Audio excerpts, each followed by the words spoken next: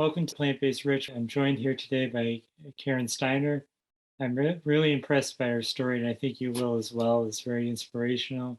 She was recently featured in Forks Over Knives. She lost, I believe it was 90 pounds, correct? Mm-hmm. It's amazing transformation, and she regained her health as a result. Karen, can you take us back to before your journey started?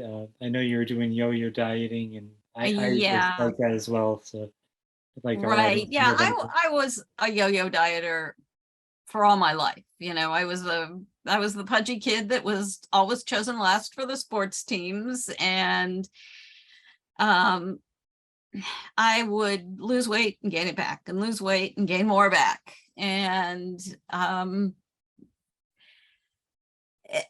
I just had decided in somewhere around 2010, 2009, maybe that was it. I was never going to diet again. I was just going to get used to living as a large person. And I would say that I was a vegetarian. I went vegetarian in 1984 in my 20s. And so I hadn't eaten a piece of meat, but I was eating a lot of cheese. And there's a lot of vegetarian junk food out there. Yeah, for sure. And vegan too. vegan too. Yeah. And I was just really addicted, especially to cheese. And the interesting thing is, I think I would have said at the time, I'm a stress eater. I'm really eating because of stress. And once I got the cheese out of my system, it wasn't stress at all.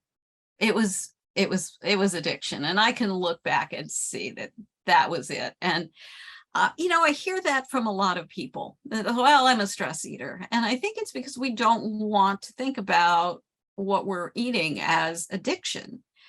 The interesting thing is, I've done a little research on this recently, and I ran across a psychiatrist who treats addiction. Her name, in fact, Chef AJ has interviewed her. That's how I found out about her. Oh gosh, and now I can't remember her name.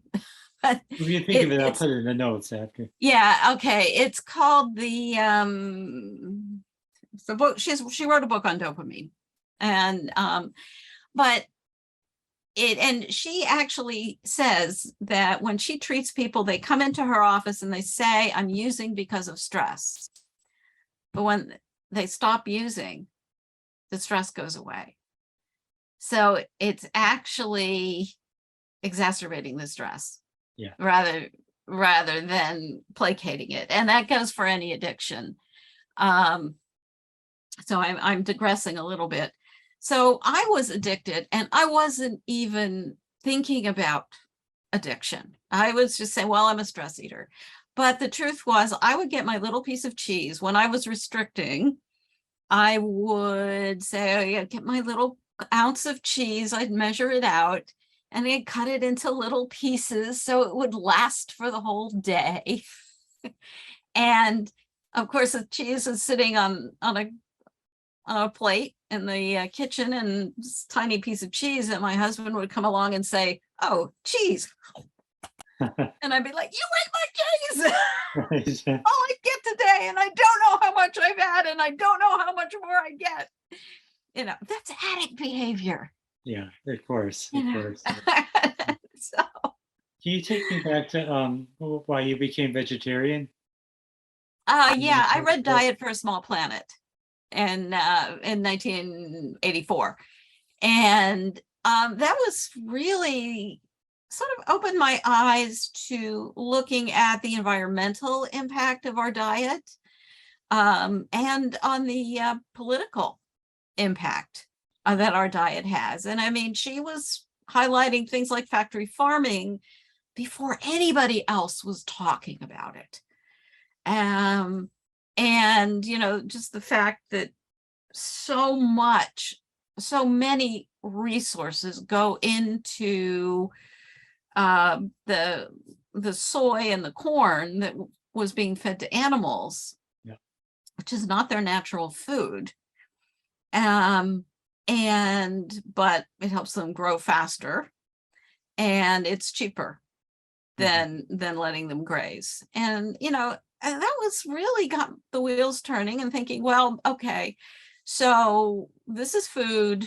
The grains and the soy could just go directly for human consumption. Yeah, And exactly. and we would have, would it eliminate world hunger? Well, there's all kinds of distribution problems, but Francis Moore Lepay was talking about this stuff way before anybody else, way before Michael Pollan was. And I was just like, if I can help in any small way, I'm going to become a vegetarian. And the interesting thing is, I liked meat. I wasn't, it wasn't an animal kindness kind of thing. I'd grown up eating meat, and I didn't dislike it at all. But when I became a vegetarian, I was like, I never looked back. I never missed it, ever. You didn't have the cravings like you did with the cheese? Oh, no, not at all. That's kind of the interesting thing. I had some major, and that was really the only thing. I gave up fried foods and kind of missed them, but not really. I gave up sugar, and every once in a while I might still get a little pang that I want something sweet. But giving up cheese was just it was painful. It was painful. It was months and months of cravings. I think it was, I gave it up in December 15th, and I know that, or yeah, December 15th. And I know that date because it was, I can look back and say that was like the date that the alcoholic dumped their, What year was their that? bottles down the drain. 2015 or so? Or what year was that? 2015. Oh, okay. Yeah. And I was like, I didn't know. It was an experiment. I said, I'm going to do this for 2 weeks and see what happens. And I dropped 7 pounds immediately. And at that point, I also gave up eggs. And the eggs were not a problem. Again, I gave them up, and it was no big deal. I didn't miss them, but the cheese was just awful. And once the 2 weeks passed, I lost 7 pounds right away. I was like, okay, maybe I'm onto something, but I got to give it 6 weeks. So I added another month on. And at the end of the 6 weeks, I was like, okay, we need to make this a full 6 months. So we're going to go to the middle of June and see how it goes. And that's when the cravings kicked in. Badly. And I went through early 2016 through, I would say, by the middle of February to the beginning of April. I was just dying for a piece of pizza. And, the interesting thing is, psychologists don't get food addiction, because by that time I was starting to realize that maybe these really strong cravings were the result of addiction. And but it wasn't just my own therapist, but also 2 friends of mine who are all 3 of these were PhD psychologists, said, well, why don't you just go out and have 1 slice if you're craving it so badly? And I was like, would you tell an alcoholic exactly. to go out and have a drink? No. Exactly. Yeah. No, you wouldn't. So, that's it can be difficult, but the good news, and the really good news, is you don't feel those kind of cravings and that kind of deprivation all the time. You actually do come through it. And once you do, it's liberation. I have to say, you and I have a lot in common with the, especially with the challenge, because I challenged myself to become vegan. Then I went a little longer and a little bit longer after that. Never wanted to go back. But I never, I did experience cravings, but not like you were saying for 6 months. I think everybody's different with food cravings, but So Yeah. you just kind of plowed through it then? Yeah, I mean, no, the cravings didn't last 6 months. The cravings were about 3 to 4 months, Yeah, the worst of it. yeah. Um, How did you get through it? I got through it. I watched Forks Over Knives, a lot of videos on YouTube. My husband at one point said, "You're scaring me with all these videos you're watching." It's like you're obsessed. It's like it's the only thing that's that was keeping me sane, Yeah, really. yeah. Um, because I was just I was dying for cheese. Is that the first documentary you watched? Forks Over Knives? Well, no, the first time I became really aware that maybe there was something, something else I could do, was Dr. Furman's PBS special.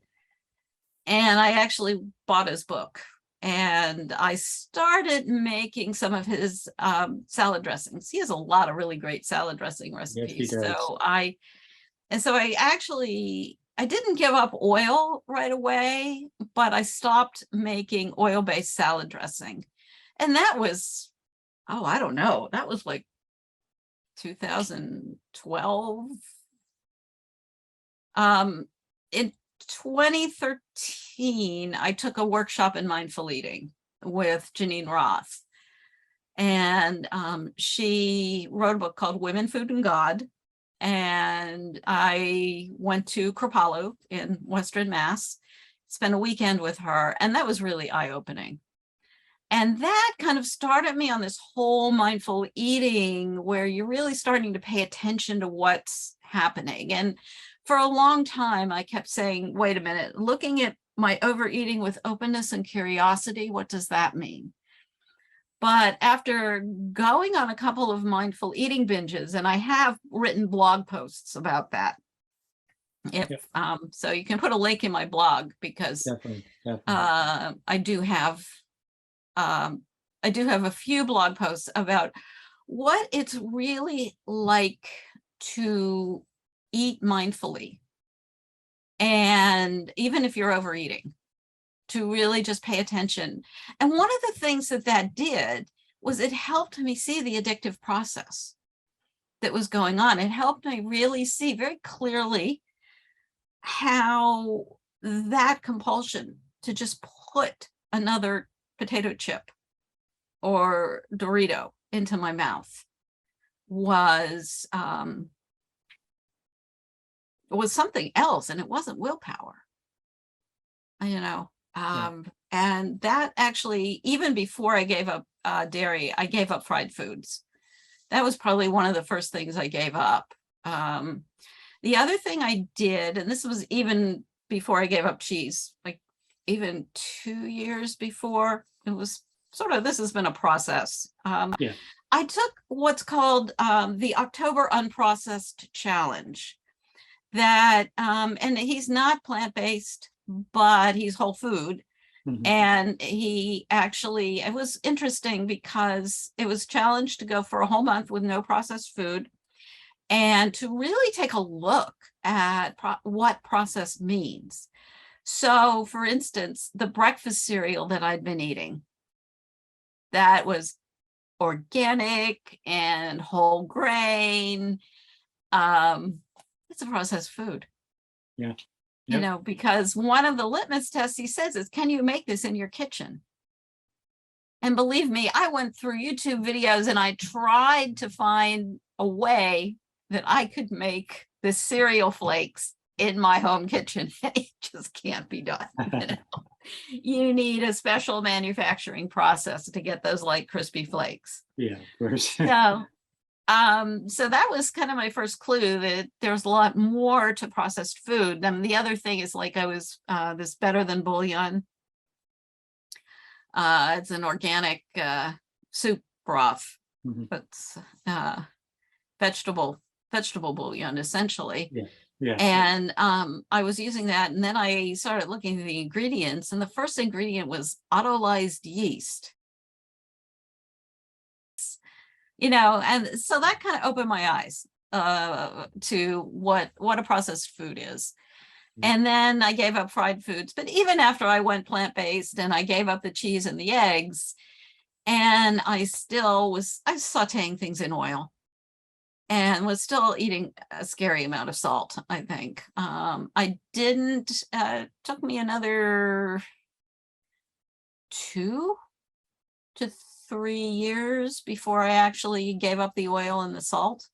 Mhm. And then last October, I fell and broke my wrist.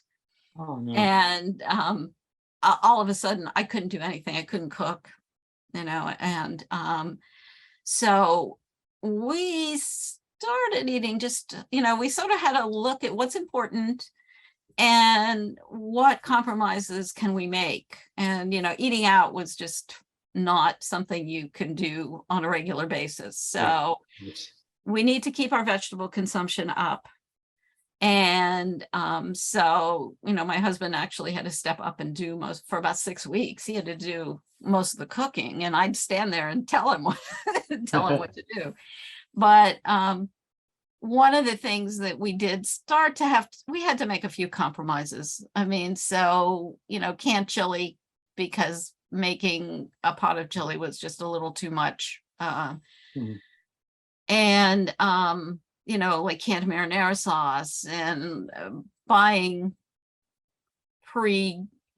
marinated tofu rather than making my own marinades and things like that. Yeah. And we had to make that compromise because I couldn't cook. So, Right. But we were still roasting big pans of vegetables every week and getting them that's one of the things that I do, is I batch cook every week. And Yeah, I think and that's have important. Yeah. and have a week's worth of roasted vegetables in the fridge, so that we're ready to go. So meal prep is Exactly. Yeah. pretty easy. Yeah, that's important for me as well. We're both busy, I'm sure. So Yeah. that's the best way to do it. Now, can you tell us a little bit more about Dr. Furman? Because he had a huge impact in my life. Did you follow his plan, like eating the G bombs daily? Well, yeah, I mean, I was following the G bombs. With Dr. Furman, I started his salad dressing recipes, and it's just got the wheels turning a little bit. But the problem was I was still buying into that everything in moderation. Yeah. Mm-hmm. And that if I was sure that if I gave up cheese, then I would just crave it too badly. And I wouldn't, I'd just binge on it. So I had to, and I kept thinking, how am I going to make this diet work for me? That was one of the things I was saying, is this because I thought everything else he said was really sound information. And, I think I had increased my green consumption and had really ramped up the vegetables, but I was still putting cheese on them because I just didn't see how I could possibly give up cheese. So, I think Dr. Furman would probably be rolling his eyes if he heard me say that. But it took a few years to really kind of, in fact, even the first time I saw Forks Over Knives, I didn't get it. I looked at this and said, yeah, this is the great, and I eat this way. I didn't get it. I was thinking, yeah, but this is how I eat. And then it was like, I guess the second time I saw it, the dots connected, the light bulb went on. It's like, oh no. Yeah. Yeah. It's a learning process for everybody, really. Yeah. It was like oh, okay, I'm actually not eating this way. Yeah. Right. And that was probably just about the time that I gave up. I finally decided that I needed to give up. And I'm not sure the final thing that made me actually do that 2-week experiment with giving up cheese. And I'm not sure whether it was Dr. McDougall video or Dr. Bernard. It was one of those two. Yeah. And he said, milk is liquid meat. Mhm. And he said it a couple of times, milk is liquid meat. And I thought, wait a minute, I wouldn't eat a piece of meat. You Mhm. couldn't pay me enough money to eat a piece of meat. Right. So why am I drinking milk? Yeah. Why am I eating cheese? I wasn't drinking milk, but I was eating Yeah. cheese. Yeah. Why am I doing that? If milk is liquid meat. And of course, all the information about milk, having a lot of pus in it. Hormones, yeah. So, yeah, and I had actually, for years, I'd gone to a farm and bought raw milk, and an organic farm.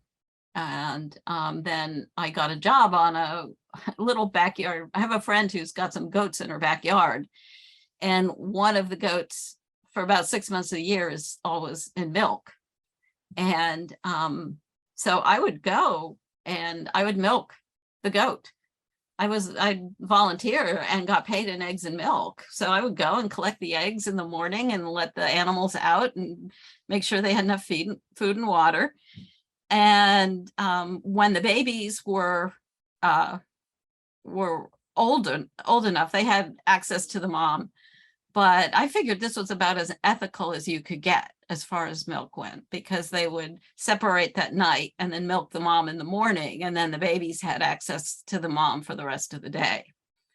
And then when she finally started throwing them off pretty regularly, then we separated them all the time and milked the mom twice a day. And I made cheese. I was making my own yogurt and kefir and cheese. And yeah, it was great. I had this great source of raw milk. And then suddenly I gave it up. It's like, what am I going to do? I love taking care of the goats, but what am I going to do with all this? And my neighbors started really loving me because I was giving all these eggs and milk. I think I continued with that job for almost 1.5 years after I went plant-based. Yeah. And so I still had all this eggs and milk that I was. So you still gave it to your Yeah, friends? I was giving it to my neighbors. So. One other thing I wanted to talk about, I know you mentioned that you had arthritis in the knees and also your depression. I want my audience to understand, how many conditions you can really improve with this diet. Yeah, well, I saw knee replacements in my near future. My knees ached constantly. I mean, I would go to the grocery store and I'd lean on the grocery cart, just to get some weight off of my knees. And really, it was painful. And it was like, this is the next step. I'm not going to be able to continue going like that if just walking somewhere has a problem. And after going to New Zealand in 2013 and realizing that, this is an unbelievably beautiful country and most of it can't be seen from the road. And I couldn't get very far off the beaten path to see very much because my knees were just too bad. So I realized at that point that I was missing too much. And as far as the depression goes, I mean, I've been depressed since I was a kid. And at times it's been debilitating. I was on antidepressants for over 17 years. And they kind of stopped working. And then when I got off of them, I got them completely out of my system, I realized how bad the side effects were. And so I didn't want to go on another drug. But as soon as I got them completely out of my system, it got really bad. Mm-hmm. And that's actually when I started wondering about a dietary solution. And I think that's one of the things that started me really listening to videos of Dr. Furman and, Neil Barnard and some of the plant-based people. It was like, I'm wondering if this is going to help my depression. And lo and behold, 6 months after I went plant-based, it's gone. A lifetime of debilitating Amazing. Yeah. depression Yeah. is just gone. The Amazing. arthritis, I mean, obviously getting weight off of your knees is going to help.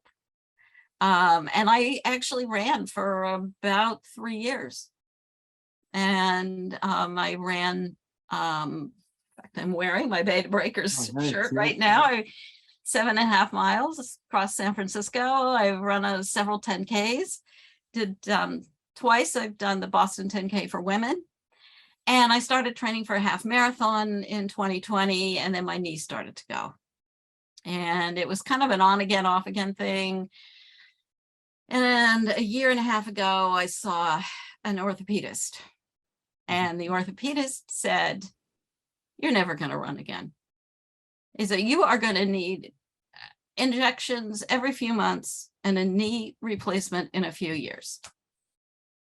And I silently told him where he could put his injections. Mm-hmm. And it took some doing, but I finally found a great physical therapist who I've been working with for probably 8 or 9 months now. And it's made a huge difference. I'm running again. Yeah. Yeah. I believe it. Yeah. And I haven't had, one of the things the physical therapist said, in spite of the fact that the kneecap was tracking way, way out of position. And, yeah, you got some arthritis, but you're not having a lot of pain. So, there's no reason why you can't run again. Yeah. And, and the other thing I wanted to say with the plant-based, when I fell and broke my wrist, I didn't have a whole lot of swelling. And in fact, I did, I had the initial pain was, hurt like holy hell for maybe the first hour and a half. But after that, the bone was broken, but I didn't have a whole lot of pain and I didn't have a whole lot of swelling. And the doctor said, that's your diet. Yeah, because my orthopedist said the same thing about my knee injury. I had a knee injury in college and came back when I started running again. He said I should have been in excruciating pain. I had no pain. I was just dealing with swelling. Interestingly, I had the swelling, unlike you, but that was my body's way of saying something is wrong. But I had no pain, and he said it was my diet. Amazingly, this diet can help prevent swelling in your case and pain in my case. It really works. Well, when you have less inflammation to begin with. Yeah, exactly. It helps a whole, it's just a whole systemic thing that's helps with so many things. And, it's the fact that depression, in fact, the thing that cued me into the fact that depression was inflammation related was I went on cortisone.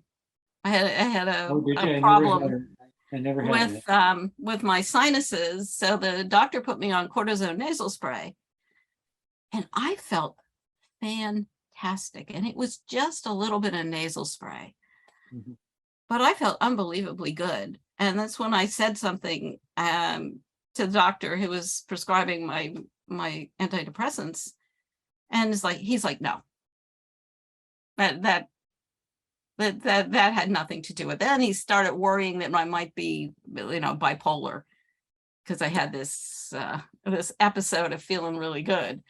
Yeah. And I was finally, I was thinking, you know what? I think that maybe inflammation is having something to do with it. Yeah. And it sure did. Yeah. And and so much. In fact, when I talked I was interviewed by the National Institutes of Health. They were doing a study on plant-based eating, interviewing people. And when the researcher I talked to, I told him about the mood change, and he said that was not something they were expecting.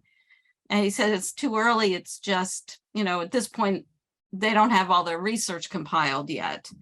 But he said, just off the top of my head, I can tell you the overwhelming number of people who have said that they have had an improvement in their mood. Yeah. I know a few people myself, and it's really amazing. They don't even think about it, but just all of a sudden it's like they realize, yeah, I'm not depressed anymore. It's an amazing thing. Yeah. Yeah. And especially because I pretty much wasted an entire lifetime just, uh, sometimes barely able to get out of bed in the morning. And then all I had to do was give up dairy. Amazing. Yeah, right. Well, And, and truthfully, I'm thrilled. I made a commitment to run a 4-mile road race nice. on Thanksgiving Day. There's one that happens around here. And I've decided it's 4 hilly miles, but I've decided I've got enough time to prepare for it, and I'm working on it. And running to me feels very empowering. Yeah, I agree. It just makes me feel really good. And the fact that I've been doing all this other strength training, I'd been running sprints one day. I'd run sprints, and then I went to a meeting, and details aren't important, but somebody just treated me really badly. Yeah. And made me feel just awful. And I walked out and thought, you know what? I ran those sprints today. Yeah. And just the fact that I had run those sprints, and it's like I had this incredible accomplishment. It really was able to look at this person and say, you're wrong. Yeah, exactly. And so and what I want to do is, I'm 64.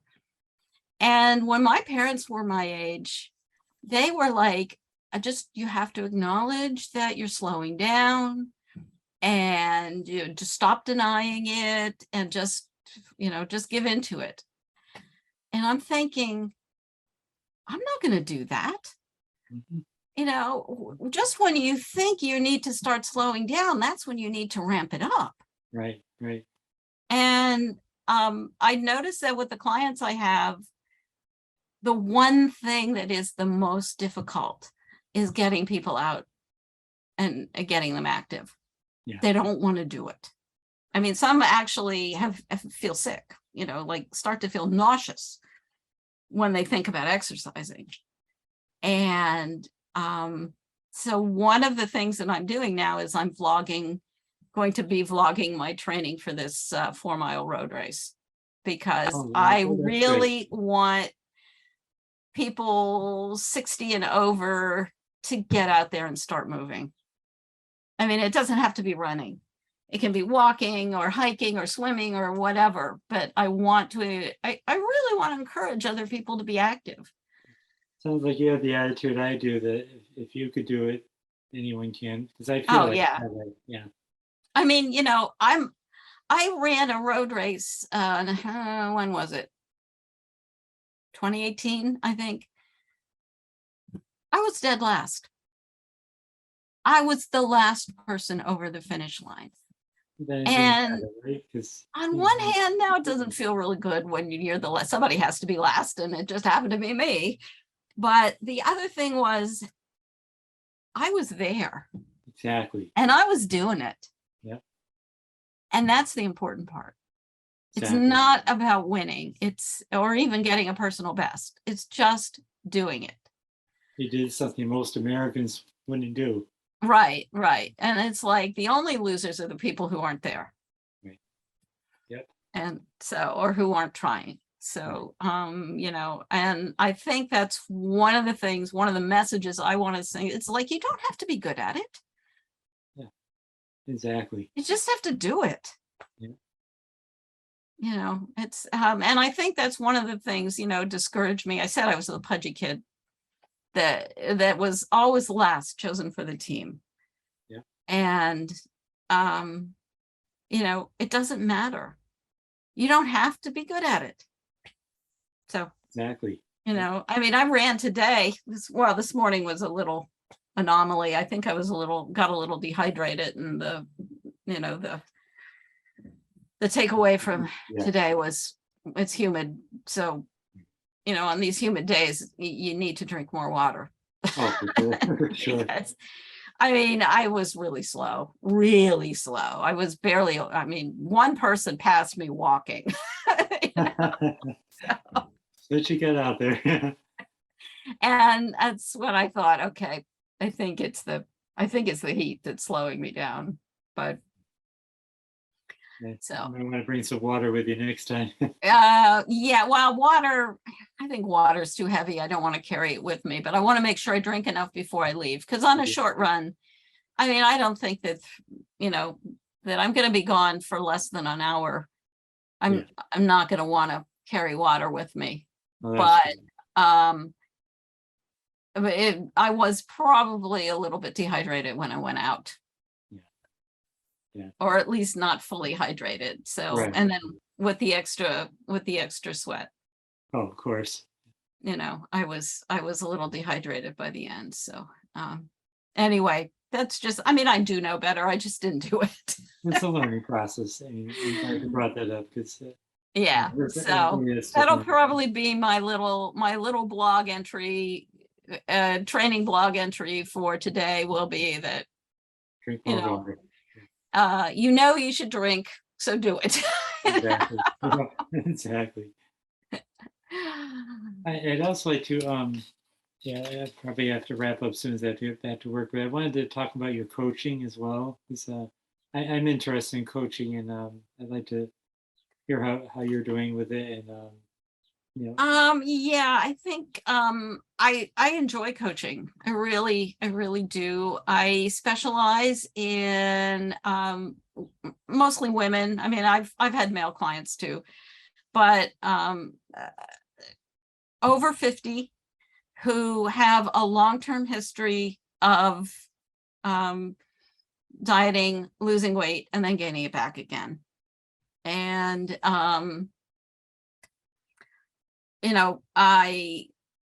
because I know what it's like. And one of the things, and I think it's one of the hardest things, is getting people to get real about their addictions. Because I have eating guidelines. What I do is I don't say you have to be plant-based. You have to eat what I eat, because not everybody's as addicted to cheese as I was. It's like I can eat a tiny little piece of chocolate once a week. And it's there, it's in the kitchen. I don't even think about it most of the time. It's not like I open that cupboard and I have to say no to myself every time I open the cupboard. Right. So what I want to do is give people the discernment skills that they need to make healthy food choices. Mm-hmm. And that's unprocessed. And if they have to eat a little bit of meat, fine. Are you addicted to it? Then, because meat can be addictive. Like when I gave it up, I just gave it up. It wasn't a problem. But, meat, and anything that's high fat. Yeah, anything. Yeah, exactly. Fat, salt, and sugar can be addictive. I don't have nearly the problem with sugary things that a lot of other people have. And I'm feel blessed with that. But there are other people who probably don't have the problem with cheese. So, one of my questions is does this food love me back? And if a small amount of a food, maybe it doesn't love you back, but is not hurting you, then the question is, does limiting it feel like a natural thing to do? Like with the chocolate, for me, it feels totally natural to limit it. It's not like I have to work at it. But if you have to work at limiting something, that's the red flag. Yeah, that you're addicted. Exactly. Yeah. So I work with people on that, and I do get a lot of resistance because, I'm just eating because of stress. Mm-hmm. I'm sure you hear that a lot. It's like, I would guess that addiction is having a little bit more to do with this than you think. Yeah. But yeah. So yeah, I work with clients, and we're really working at wellness. I've started teaching online classes. My first class that I did was recently called Breaking the Food Seduction, One Mindful Bite at a Time. And in that case, we've talked, first class was about why food is so seductive. And then the second class is about the food culture that we live in, and more of the psychological aspects of overeating. The first was a physiological, the second was a psychological, and then really interesting. Yeah. and then the third was how mindfulness practice can help you start to get the discernment skills that you need to figure out what you're addicted to. And I have my eating guidelines that I have spelled out.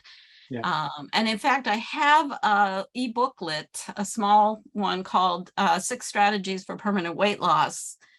And I'll also send you a link to that. You can put that in the description box so people can download that for free if they want it. Now, if somebody wants to sign up for coaching, do they just go to your website first? Yeah, they can just go to KarenSteiner.com to my website, and I have information on my coaching and on my classes. Great. And in the fall coming up, habit change. I'm going to have a class in habit change in September, and in October I'm going to rerun the Breaking the Food Seduction. Yeah, those all sound like great classes. And hopefully start group coaching in January. Yeah. And that'll be a year-long program. Yeah. Great. I hope people reach out to you, because you've certainly done your part. You've lost the weight and maintained it, and you feel great. So I know other people can achieve success as well if they work at it. And be an excellent resource for sure. So thank you. I appreciate giving me the opportunity.